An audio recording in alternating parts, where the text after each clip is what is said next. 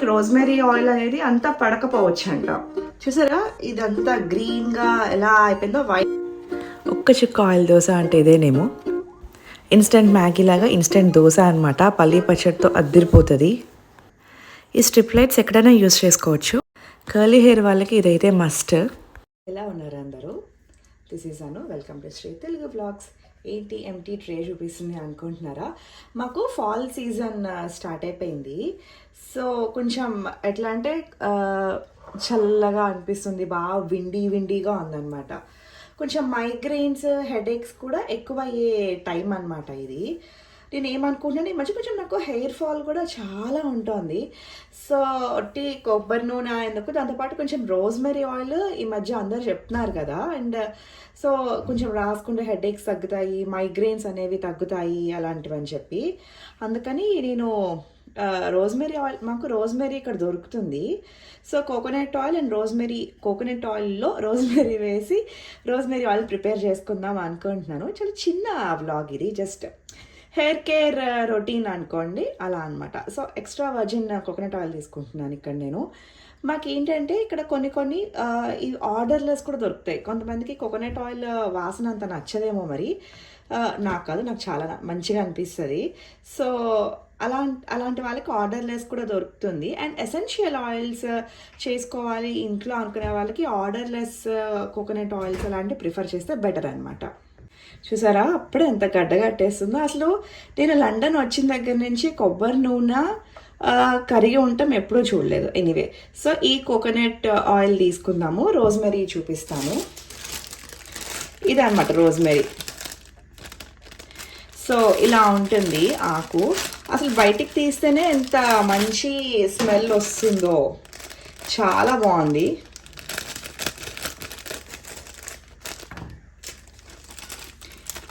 ఇలా ఉంటుందన్నమాట. ఇది మన పైన లీవ్స్ లానే ఉంది. చూసారా ఎంత థిక్ అంటే గట్టి స్టెమ్ ఇది. సో మనం ఇవి వేడి చేసుకుని దీంతో మనం ఆయిల్ చేసుకుందాం. ఇది రోజ్మెరీ, చాలా మంచి వాసన. ఈవెన్ మనం కొంచెం ఇంట్లో పిచ్చి స్మెల్ అట్లా వస్తుంటే ఇది, ఇంకా సినమన్ స్టిక్, ఒక చిన్న లెమన్ వాటర్లో వేసి మంచిగా ఆ వాటర్ని మరిగిస్తూ ఉంటే మనకి ఈ ఇల్లంతా మంచి స్మెల్ వస్తుంది అనమాట. సో రోజ్మెరీ మంచి ఎసెన్షియల్ ఆయిల్ అండ్ మంచి థెరపాటిక్ ఆయిల్ అనొచ్చు. మంచి స్మెల్కి హాయిగా సూతింగ్ ఎఫెక్ట్ ఇస్తూ ఉంటుంది అనమాట రోజ్మెరీ ఆయిల్. నేను ఇప్పటిదాకా రోజ్మెరీ ఆయిల్ కొనుక్కున్నా, అంటే ఒక్కసారి కొన్నాను. ఎప్పటిదాకా అంటే ఎన్నోసార్లు కాదు, ఒక్కసారి కొనుక్కున్నాను. సరే ఎందుకు, రోజ్మెరీ ఇలా ఇంత మంచి ఫ్రెష్ దొరుకుతుంది కదా, so why not to try అని చెప్పి చేద్దాం అనుకుంటున్నాను అనమాట. సో ఇది తీసుకున్నాం కదా, దీన్ని ఇలా కట్ చేసేసుకుందాం. మనకి ఈవెన్ ఇండియాలో రోజ్మెరీ డ్రైది దొరుకుతుంది, అంటే డ్రైడ్ రోజ్మెరీ దొరుకుతుంది. మనం దాంతో కూడా చేసుకోవచ్చు. ఫ్రెష్తోనే చేయాలని చెప్పి ఏమీ లేదు. అండ్ మీకు తెలుసు కదా నా హెయిర్ కొంచెం కాదు, బాగానే కర్లీ హెయిర్. సో చాలా తొందరగా చిక్కు పడిపోవటం అట్లా అయిపోతూ ఉంటుంది. అండ్ ఇంకా దాన్ని స్ట్రైటన్ చేస్తాను, ఒక్కొక్కసారి ఏవేవో వేస్తూ ఉంటాను. కలరింగ్ ఎప్పుడూ వేయలేదులేండి, స్ట్రైటన్ అవన్నీ చేస్తూ ఉంటాను, ఇంట్లోనే చేసేసుకుంటూ ఉంటాను. సో దాని మూలంగా కూడా కొంచెం హెయిర్ అనేది డ్యామేజ్ అవుతూ ఉంటుంది కదా. అండ్ ఇక్కడ ఏంటంటే కొంచెం హార్డ్ వాటర్, ఇక్కడ మాకు సాఫ్ట్ వాటర్ కాదు. సో అబ్రాడ్ లండన్లో మెయిన్ అందరికీ వచ్చే కామన్ ప్రాబ్లం అయితే హెయిర్ ఫాల్ అని, చాలా హెయిర్ ఫాల్ అయిపోతుంది అని చెప్పి. సో ఆయిల్ అనే కాదు, దానికి తగ్గట్టుగా కొంచెం మనం ఐరన్ డెఫిషియన్సీస్ అలాంటివి ఏమున్నాయా అని చెప్పి కూడా చూసుకుంటూ ఉండాలి. ఇదన్నమాట. సో ఇంత వచ్చింది బేసికలీ. సో నేను ఎక్కువ స్టోర్ చేసుకోకుండానే చూసుకుందాం అనుకుంటున్నా. జస్ట్ ఒక 1 వీక్ అట్లా ఉంచుకుందాం అనుకుంటున్నాను. సో నేను ఒక చిన్న కట్ట రోజ్మెరీ తీసుకున్నాను. ఇది కొంచెం ఆయిల్ అనమాట. సో మనం హీట్ చేసేసుకుందాం. అంటే ఇది ఆయిల్ ఏంటంటే కొంచెం లో ఫ్లేమ్లో పెట్టి కొంచెం వేడయ్యాక ఈ రోజ్మెరీ అనేది వేసి మంచిగా చేయాలి. అలా అని చెప్పి ఇది మాడకూడదు. నేను మీకు చూపిస్తాను ఇప్పుడు. స్టవ్ ఆన్ చేసేసుకుని నేను ఐరన్దే వాడుతున్నాను. సో పాన్ కొంచెం వేడెక్కగానే మనం ఒక బిగ్ ఆయిల్ వేసుకుందాం. నేను ఎప్పుడు ఇలా కొప్ప నూనె స్పూన్తో వాడతామని చెప్పి అనుకోలేదు. ఒకసారి వింతగా అనిపిస్తూ ఉంటుంది, ఇంత ఇంత ఎలా మారిపోతుంది అని చెప్పి. నేను 2 table spoons of coconut oil తీసుకున్నాను. ఏదో పోపేసినట్టు అవుతుంది కదా, సో అందుకే చెప్పాను కొంచెం తక్కువలో పెట్టుకోమని. ఇది ఇంకో రకంగా కూడా చేయొచ్చు, డబల్ బాయిలింగ్ మెథడ్. అంటే కొంచెం కింద నీళ్ళు వేసేసి దాని మీద ఒక బౌల్ పెట్టి దాంట్లో కోకోనట్ ఆయిల్ వేసి ఇలా సేమ్ మళ్ళీ ప్రాసెస్ ఇది అనమాట. నాకు తెలిసి ఇది ఇంకొక 5 minutesలో అయిపోతుంది. మనకి కలర్ కూడా చేంజ్ అవుతుంది అనమాట, ఈ ఆయిల్ కలర్ చేంజ్ అవుతుంది. అయిపోయింది. ఇంకా చూసారా ఈ ఆకులు గ్రీన్ నుంచి కొంచెం బ్రౌన్కి చేంజ్ అయిపోతున్నాయి కదా, ఇంకా తీసేసుకోవటమే. స్టవ్ ఆపేసుకుని కొంచెం చల్లారంగానే మనం ఫిల్టర్ చేసేసుకుందాం. ఎస్ అయిపోయింది, కొంచెం చల్లారంగానే మనం ఫిల్టర్ చేసేసుకుందాం. సో ఆయిల్ అయితే చల్లారే లోపల కొంచెం ముచ్చట్లు పెడదాం. ఇదనమాట నా హెయిర్, కర్లీ హెయిర్ అని చెప్పాను. కొంచెం చాలా ఫ్రీజీగా ఉంటుంది. అంటే ఎట్లా అంటే ఇప్పుడు మనం హెడ్ బాత్ చేసి కంపల్సరీగా కండిషనర్ అప్లై చేసి ఒకవేళ స్ట్రైట్నింగ్ చేసే ముందర దానికి కొంచెం హాట్ స్ప్రేలు కొట్టి ఇవన్నీ, అంటే హాట్ అయినా కూడా హెయిర్ డ్యామేజ్ కాకుండా ఉండే హెయిర్స్ స్ప్రేలు కొడితే కానీ కొంచెం ఈ మాత్రం లేదు, చాలా హెయిర్ ఫాల్ ఉంది. సో నాకు రోజ్మెరీ ఆయిల్ ఒకటి చాలా వర్కౌట్ అయింది. మామూలుగానే నేను ఎప్పుడు కొంచెం ఆయిల్ అంటేనే ఎక్కువ పెట్టుకుని కూర్చుంటూ ఉంటాను అనమాట, చాలా ఇష్టం నాకు ఆయిల్ అంటే. కాకపోతే రిషాంక్కి అంత నచ్చదు, అండ్ వీడు స్కూల్కి ఇంకా బయటకు వెళ్ళినప్పుడు ఇంకా అంత బాగోదు కదా, సో జిడ్డుగా ఆడుకుంటూ. అండ్ సో ఇదనమాట. ఇప్పుడు నేను రోజ్మెరీ ఆయిల్ లిటరల్లీ ఒక 4-5 months నుంచి యూజ్ చేసిన. సో నాకు ఇక్కడ బేబీ హెయిర్ చూసారా, ఇది కూడా కొంచెం వస్తుంది. అండ్ మెయిన్లీ నాకు హెడ్ బాత్ చేయంగానే నాకు కొంచెం సైనస్ లాగా మైగ్రేన్ లాగా ఉండేదని చెప్పాను కదా, సో ఇదొక రీజన్ అనమాట. రోజ్మెరీ ఆయిల్ కొంచెం యూజ్ చేయగానే అదంటే ఆ స్మెల్ అవన్నీ కొంచెం థెరపాటిక్ ఎఫెక్ట్స్ ఉంటాయంట దానికి, సూతింగ్గా హాయిగా అనిపిస్తుంది. ఇప్పుడు మనం స్పాలో ఎలా చేస్తారు, మనకి మంచిగా ఆయిల్ మసాజ్ పెట్టి దాంట్లో ఏవేవో మంచి వాసన వచ్చేవన్నీ కలుపుతూ ఉంటారు కదా. ఇప్పుడు మనం ఒక సెలూన్కి వెళ్తే మంచిగా ముందు మనకి మంచి వాసన వస్తూ ఉంటుంది. సో మేబీ ఆ ఎఫెక్ట్ ఉందేమో దీనికి, ఆ వాసన అట్లా ఉండి మంచిగా అవుతుందేమో. సో ఆ వాసనకే సగం హాయిగా రిలాక్స్ అన్నట్టు అవుతూ ఉంటుంది అనమాట. సో ఇది నా హెయిర్ ఇప్పుడైతే ప్రెజెంట్. ఒక్కొక్కసారి స్ట్రైటన్ చేస్తా, ఒక్కొక్కసారి లోన్ చేస్తా, ఒక్కొక్కసారి ముడి పెడుతూ ఉంటా, చాలానే వీడియోస్ చూస్తూ ఉంటారు కదా. సో ఇవాళైతే నేను ఇప్పుడు కొంతమందికి ఏంటంటే కొంచెం టెస్ట్ చేసుకోండి, అంటే కొంచెం ఇక్కడ కొంచెం అప్లై చేసి ఒక నైట్ అంతా వదిలేసి టెస్ట్ చేసుకోండి. ఎందుకంటే కొంతమందికి రోజ్మెరీ ఆయిల్ అనేది అంతా పడకపోవచ్చు అంట, నాకైతే పడింది. అందుకే నేను ఓవర్ నైట్ ఉంచేస్తా. అందుకే ఈరోజు పెట్టుకుంటే నెక్స్ట్ డే మార్నింగ్ నేను హెడ్ బాత్ చేస్తాను అనమాట. లేదు అంతసేపు కూడా అక్కర్లేదంటే ఒక 2 to 3 hours పెట్టుకుని మనం హెడ్ బాత్ చేసేయచ్చు. ఆయిల్ పెట్టుకున్న తర్వాత ఓవర్ నైట్ పడి అంతా మంచిగా పడి ఓవర్ నైట్ ఉంచుకునే వాళ్ళు నాలాగా ఓకే ఫైన్. కాకపోతే ఆయిల్ పెట్టుకున్న ఒక 15 minutes తర్వాత ఏం చేయాలంటే హెయిర్ స్పా గురించి చెప్తున్నాను నేను, home hair spa. Okay, so టవల్ని మంచిగా గోరువెచ్చటి నీళ్ళలో ముంచేసి బాగా పిండేయాలి, తడి లేకుండా బాగా పిండేయాలి. అది మంచిగా ఇప్పుడు మనం తలస్నానం చేసి ముడి వేసుకుంటాం కదా ఆ తడి పోవటానికి, అలా పెట్టుకుంటే మంచి ఇక్కడ మజిల్స్ కానీ హాయిగా రిలాక్స్ అయ్యి ఆ ఆయిల్ ఎఫెక్ట్ అనేది మనకి మంచిగా తెలుస్తూ ఉంటుంది అనమాట, హెయిర్కి కూడా మంచిగా పడుతుంది అంటారు. అయిపోయింది, ఇంకా గిన్నెలోకి తీసేసుకుందాం ఫిల్టర్ చేసి. చూసారా ఇదంతా గ్రీన్గా ఎలా అయిపోయిందో, వైట్ కోకోనట్ ఆయిల్ కొంచెం మంచిగా రోజ్మెరీ అదంతా మిక్స్ అయ్యి మంచి గ్రీన్ కలర్లోకి వచ్చేసింది. బాగుంది, మంచిగా చాలా బాగుంది. ఇంకొంచెం ఫిల్టర్ చేయాలనుకుంటా, డబల్ ఫిల్టర్ చేయాలేమో, కొంచెం చిన్ని నలకల్లాగా ఉన్నాయి. ఎలా ఉంది ఈ రోజ్మెరీ ఆయిల్? మీరు ప్రిపేర్ చేసుకుని నాకు కామెంట్లో చెప్పండి ఎలా ఉంది ఏంటి అని. సో ఆల్రెడీ యూస్ చేస్తున్న వాళ్ళు కూడా కామెంట్ పెట్టండి ఎలా యూస్ చేస్తున్నారు, మీకు ఎంత హెయిర్ గ్రోత్ ఉంది, మీకు ఏమన్నా బెనిఫిషియల్ అనిపించిందా ఏంటి అని చెప్పి నాకు కింద కామెంట్లో పెట్టండి. అండ్ మీకు అసలు ఏం నచ్చుతుంది, ఎలాంటి టాపిక్స్ నచ్చుతున్నాయి కూడా కింద కామెంట్లో పెట్టండి. ఎవరైతే ఇప్పటిదాకా సబ్స్క్రైబ్ చేసుకోలేదో ప్లీజ్ డూ సబ్స్క్రైబ్. ఇది ఇంకా నెక్స్ట్ డే మార్నింగ్ అన్నట్టు పొద్దున్నే లేచేసాను. ఆయిల్ కూడా పెట్టుకున్నాను కదా, సో హెడ్ బాత్ ఇవన్నీ చాలా పనులు ఉన్నాయని చెప్పి పొద్దున్నే లేచేసాను. వీళ్ళిద్దరు ఇంకా లేవలేదు, అందుకే కొంచెం స్ట్రిప్ లైట్స్ లాగా వేసుకొని పని చేస్తున్నాం. మాదేంటంటే కిచెన్లో లైట్ కొంచెం ఎక్కువ కొడుతూ ఉంటుంది, బయటకి డిస్టర్బ్ అవుతారనమాట పడుకునే వాళ్ళు. సో అందుకే ఈ లైట్లో చేశాను వీడియో. ఇప్పుడు నేను ఏం చేశాను, పిండ్లన్నీ అయిపోయినాయి అనమాట. ఇడ్లీ పిండి, దోశ పిండి, అన్ని పిండ్లు అయిపోయినాయి, ఏం పిండి లేదు. నేను ఇక్కడ చూపించేది గోధుమ అట్లా అనమాట. చాలా చాలా సింపుల్, జస్ట్ 2 minutesలో చేసుకోవచ్చు. మ్యాగీ ఎట్లా చేసుకుంటాం, ఇన్స్టెంట్ మ్యాగీ లాగా ఇన్స్టెంట్ గోధుమ దోశలు.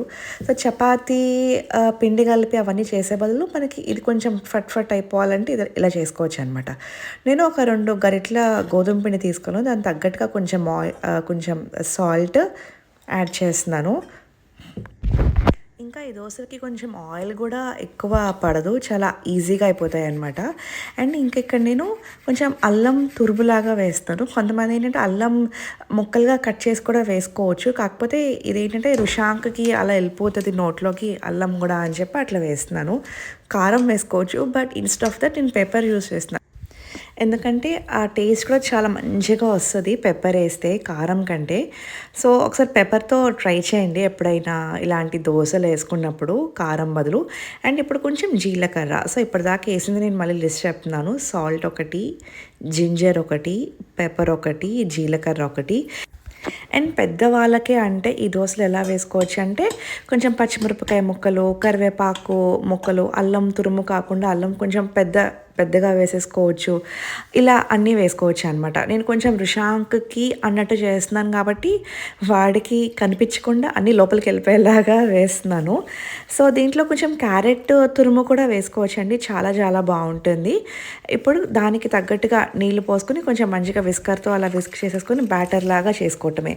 ఇది మరీ పల్చగా ఉన్నా కూడా దోశ రాదు, ఎందుకంటే దీంట్లో మనం యాడ్ ఆన్స్ ఏం చేయట్లే. అంటే మైదా, కార్న్ఫ్లోర్ ఇలాంటివి ఏమి యూజ్ చేయట్లేదు కాబట్టి మనం కొంచెం పిండి అనేది మరీ పలుచగా కాకుండా మరీ గట్టిగా కాకుండా కలుపుకుంటే చాలా చాలా బాగా వస్తాయి దోశలు. సో అండ్ ఇంకా ఇది ఫెర్మెంట్ చేయాలి 5 నిమిషాల ముందు అలా ఏం లేదండి. హ్యాపీగా చెప్పాను కదా, ఇన్స్టెంట్ దోశ అనమాట. సో అట్లా వేసుకుని వేడివేడిగా హాయిగా అట్లా తినేసేయచ్చు. ఇలా ఈ కన్సిస్టెన్సీ ఉండాలన్నమాట దోశకి. సో కొంచెం పెనం మంచిగా వేడి చేసుకుంటే సరిపోతుంది. అండ్ ఇది నాన్ స్టిక్ పెనం మీదే వేయాలనే రూల్ కూడా లేదు, నేను ఎప్పుడు ఐరనే యూజ్ చేస్తాను కాబట్టి దాని మీదే వేస్తాను. అంటే కొంతమందికి అనిపిస్తుంది కదమ్మో నాన్ స్టిక్కి అతుక్కుపోతుందేమో దోశ, కొంచెం దీంట్లో మైదా కానీ అలాంటివి ఏం లేవు, గోధుమ పిండి రాదేమో సరిగ్గా దోశ అని. అదేం లేదు, ప్రాపర్గా మంచిగా అందుకే విస్కర్తో అన్నాను. విస్కర్తో మంచిగా బీట్ చేస్తూ కలుపుకుంటూ ఉంటే దోశ బాగా వస్తుంది.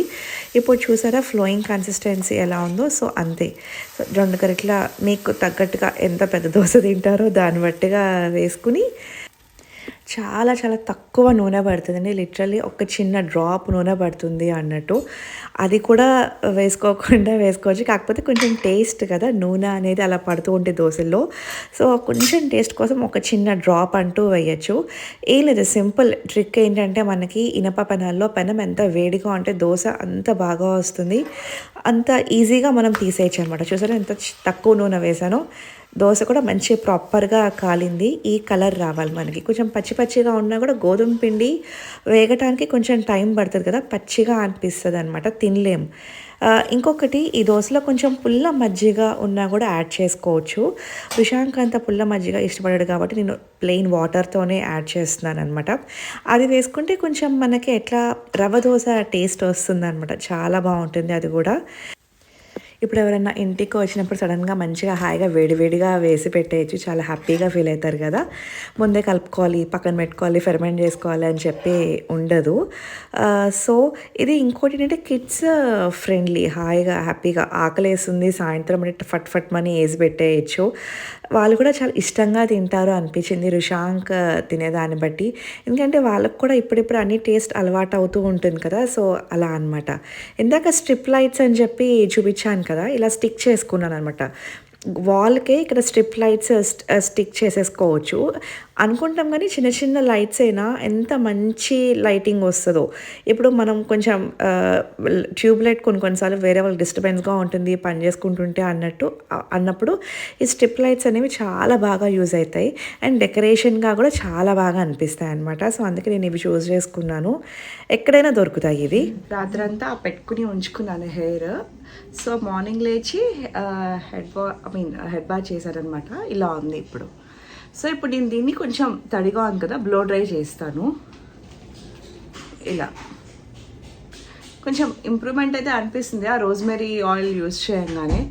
అండ్ హోమ్ మేడ్ కదా బేసికలీ, అది నా పాయింట్. హోమ్ మేడ్ అయ్యేసరికి కొంచెం ఓకే మనం చేసుకున్నాము, దీంట్లో ఏం కెమికల్స్ యాడ్ చేయలేదు అని చెప్పి అనిపిస్తూ ఉంటుంది. ఇక్కడ నేను చేస్తున్న హెయిర్ డ్రయర్ దానికి అటాచ్ చేసిన ఇది డిఫ్యూజర్ అనమాట. ఈ డిఫ్యూజర్తో యూజ్ ఏంటంటే మనకి కర్లీ హెయిర్, కొంచెం ఫ్రీజీ హెయిర్ ఉన్న వాళ్ళకి ఈ లోపల నుంచి వచ్చే ఎయిర్ ఒకచోటే కాకుండా డిస్ట్రిబ్యూట్ అయ్యి మంచిగా ఏ ప్లేస్లో అప్పుడు కర్లీ హెయిర్ ఉంది ఎక్కువ ఎగిరిపోకుండా ఎక్కువ ఫ్రిజీ కాకుండా ఏ ప్లేస్లో అది అలా ఉంచుతుంది. అది కొంచెం సౌండ్ వస్తుంది కదా, నేను మాట్లాడుతున్నా అక్కడ అర్థం కావట్లే, వినిపించట్లేదు సరిగ్గా, అందుకే మళ్ళీ వాయిస్ ఓవర్ ఇస్తున్నాను. సో కర్లీ హెయిర్ ఎవరికైతే ఉందో ఇది ట్రై చేయండి. ఇన్స్టెడ్ ఆఫ్ ఒకే మామూలు ఎయిర్ బ్లో కాకుండా, హెయిర్ డ్రయర్ కాకుండా ఇది ఒకటి అటాచ్మెంట్ ఉండేలాగా చూసుకోండి. చాలా బాగా వర్కౌట్ అవుతుంది. ఇది కర్లీ హెయిర్ అనే కాదండి, ఈవెన్ స్ట్రైట్ హెయిర్ ఉన్నప్పుడు కూడా. సో ఇలాంటిది యూజ్ చేసి మంచిగా, నేను ఎప్పుడు హాట్ ఎయిర్ పెట్టుకోను, ఎందుకంటే సగం మనం కొంచెం మనకి ఇండియాలో మనకి కొంచెం అలవాటు కదా పెడపేసుకుని కూర్చోవటం, మామూలు డ్రై చేసుకోవటం. సో ఎక్కడ నేను అదే చేస్తాను. జస్ట్ కొంచెం లోపల చెమ్మలాగా ఉంటే నేను బ్లో డ్రై చేసేస్తూ ఉంటాను. దట్ కోల్డ్లోనే పెట్టి చేయిస్తాను. సో ఇప్పుడు నేను మీకు అదే చూపిస్తాను అనమాట. చాలా బాగుంది ఈ డిఫ్యూజర్ అయితే. నేను ఇంతకుముందు నార్మల్ హెయిర్ డ్రయర్ యూజ్ చేసేదాన్ని, నాకు తెలియదు ఇలాంటిది ఉంటుంది డిఫ్యూజర్ అని చెప్పి. సో ఒకసారి ఎప్పుడో వెళ్తే ఎవరో ఫ్రెండ్ చెప్పింది అనమాట, ఇట్లా ఉంటుంది డిఫ్యూజర్ అని చెప్పి, ట్రై చేయని చెప్పి. యాక్చువల్లీ చాలా వర్కౌట్ అవుతుంది.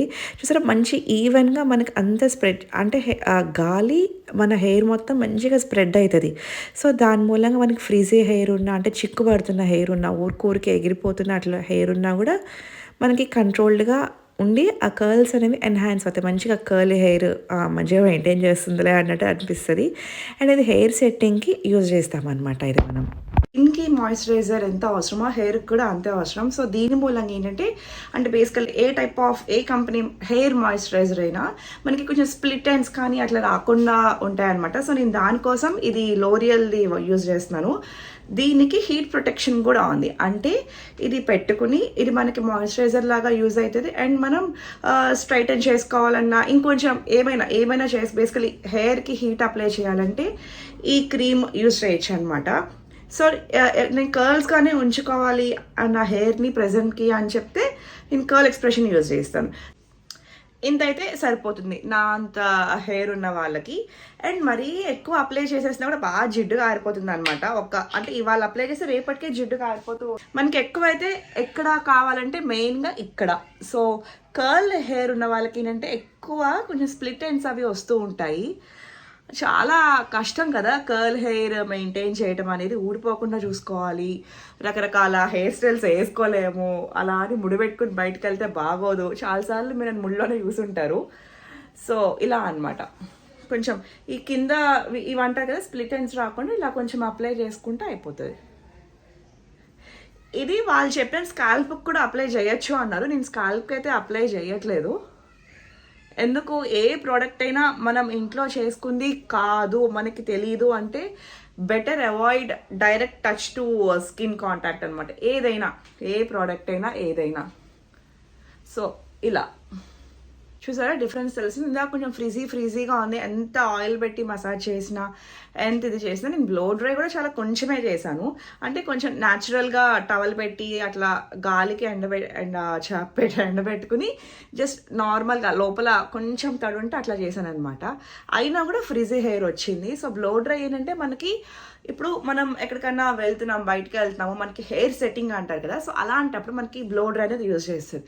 సో మనం బ్లో డ్రై చేసుకునేప్పుడు కొంచెం పార్టీషన్ కావాలంటే హెయిర్ ఇలా పార్టీషన్ చేసుకుని అట్లా చేసుకుంటే అయిపోతుంది. ఇది ఇవాళ వీడియో. హోపింగ్ నచ్చిందని అనుకుంటున్నాను. మీరేం చేస్తారు, మీరేం ఆయిల్ చేస్తారు కింద కామెంట్లో పెట్టండి. అలాగే please like, share and subscribe. Thank you.